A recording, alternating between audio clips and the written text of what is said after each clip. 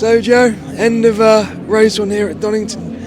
But tricky race up there with dropping back after this start. And what was your take on the contact out there?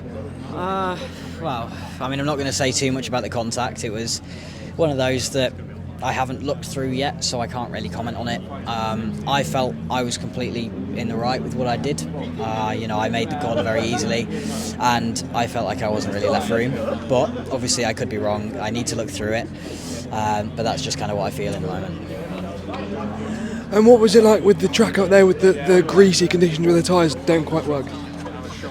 Obviously, the wets are a bit of a weird tyre around here. The track's just a bit.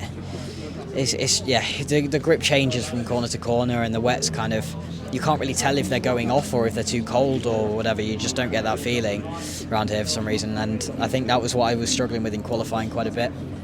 I did 2 cool laps right at the end, and I probably, if I'd have just kept pushing, I might have gone faster, and that was obviously what everyone else did. So, I think, things just haven't gone our way. Let's say that, but obviously we've done what we could do. Obviously, qualifying didn't go well. The race hasn't gone well, but we'll look at tomorrow and we'll try and finish off the season on a high. But how much can you learn from today when things haven't gone your way and going into tomorrow? Obviously, we can learn from everything that we do on track. It's very important that you do, otherwise you won't progress as a driver. You need to learn from the good and bad. We've just got to go into tomorrow. We've had a bit of a tricky day today. Obviously, the championship is probably out of the question now. Maybe we'll get lucky. Maybe the 2 in front will come together and I'll somehow win, and then reverse grid race I might manage to outscore them by a load. I don't know. But obviously nobody knows, and the main thing that we can do is make sure that we put everything into it that we can, and try and score as many points as we can. And how's your season as a whole? Because you were really quick at the end of the British F4 Championship last year, and especially early in the year you were so fast in GB3. So, is there a lot of positive to take from this year? Have you exceeded expectations? Yeah, I mean, obviously this weekend's a bit of a bummer to finish on, but at the same time, I have to be really proud of what I've done, and also the team as well. This is the first time JHR have really fought for a championship in GB3. And obviously, it's the first time I've fought for a championship in single seaters. So, things aren't always going to go to plan, and it's it's a bit frustrating that it hasn't. But at the same time, there's all sorts of things that we can learn, and I'm sure the team going forward will be able to improve on what they're on their aspects of mistakes, let's say. And of course, I've made a lot of mistakes this year as well. And I think the season as a whole, we can be very proud of what we've done, and it's been a really strong season overall, and a lot better than what we expected coming into it.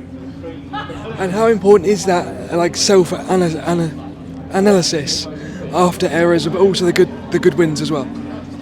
Well, you need to analyse everything you do. It's very important. Obviously, it's the only way you improve. If you don't look back on everything that's happened and try and learn from them, then you'll never improve, and you'll always stay at the same level. And I think that is something I can pride myself on this year. I learnt a lot from F4, and put that into practice this year, and I think it's really showed. I wasn't expecting to be near a championship fight at the start of the year, and then to put it on pole at my first round, that was probably one of the most special times of my life. That was. Obviously it's a shame that the season's not finished out the way that we wanted, but obviously not all hope's lost, and we'll give it our all till the end. And what are you expecting tomorrow? Like I say, hard to expect. Coming into this weekend, I could have said that I was expecting to win the championship, and that's not happened. So, or it probably won't happen. So, we'll see what we can do. There's no expectations that you can really have. You can't set yourself any particular plans or anything like that. You can't try and strategise anything because you just don't know what'll happen. The main thing is that you just got to try and figure out what's the best thing to do at the time. Obviously, pick the right moves at the right times. We're going to have to fight forward tomorrow in both races, and I know that we've got the pace too, especially in the dry. Like I said, want to finish out the season on a high, and try and do the boys proud. And you've also got the Autosport award coming up, so that must be a big motivation for you. Yeah, the Autosport award is, it's the thing I'm really looking forward to now. It's a really big opportunity for me, and I think it kind of it kind of shows how strong of a season we've had. At the start of the year, I wasn't really seen as anything, anyone that could go that far, and I think, it might sound a bit cocky or something like that, but I feel like I'm now one of the drivers that people do look at and go, maybe you could get somewhere. And I think weekends like this aren't ideal and they're frustrating, but it's just, everyone has these weekends, and it's just a shame that ours had to happen at this point in the year. And where are you at with plans for 2024? Obviously, we weren't originally planning on doing so well this year in GB3, so the plan was to do 2 years, and it's something I need to think about. Maybe I'll come back for another year.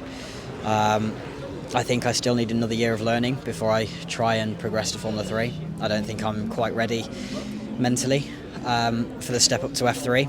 I'm not saying that I'm a weak driver or anything like that. I just think that second year of F4 shows that doing that extra year in the lower category can really boost you up into your first year of the next category. And I think that if you do well in your first year, you'll always get more of an eye on you than if you do well in your second year. So I think it's important not to rush and take our time. I've still got age on my side at the end of the day, and I think it's quite important to take our time moving up the ranks. And are you solely looking at GB3 or FRECA as well? Not particularly looking at FRECA. It's not necessarily a championship I'm that interested in. Maybe looking at GB3 again, or Eurocup 3, or Euro Formula, or something like that. Just kind of a stepping stone to Formula 3, where it'll let me broaden my experience and kind of learn a few tracks maybe that I haven't raced on. And also just give me an extra year to learn. There's always things that you can learn, and no matter what car you're driving, I could hop into a Renault Clio and I'd probably still be able to learn something about racing or something like that. So the main thing is that we don't rush things moving forward, and I just want to make sure that we kind of make the most out of the opportunity that we've got. Thanks so much. Thank you.